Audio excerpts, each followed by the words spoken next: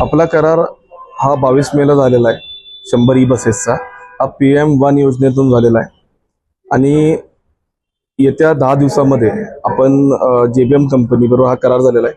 त्या 10 दिवसामध्ये आपण आपलं जे वर्कशॉप आहे ते JBM कंपनीला हस्तांगत करणार आहे. हस्तांगत केल्यानंतर त्यांचं चार्जिंग स्टेशनचं जे काम आहे ते साधारणतः 45 दिवसामध्ये ते संपून देणार आहेत.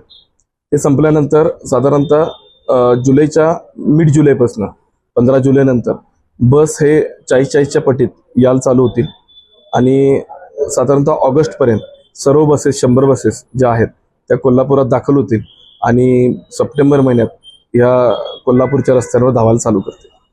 साधारणतः आम्ही ज्या बसेस चांगल्या कंडिशनमध्ये आणि 3 वर्ष चालू शकतात याची आम्ही फेर तपासणी करणार.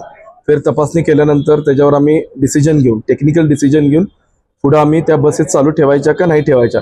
त्या जर उर्वरित 3 वर्ष चालत असतील तर त्याचं एक हिस्ट्री कार्ड बनवून आपण त्या रिपासिंग करून घेऊन आपण येत्या 3 वर्ष पुढे एक्सटेंड करीन आणि ज्या बसेस निकामीच पूर्ण झालेले आहेत त्यांना आपण डिबार करणार.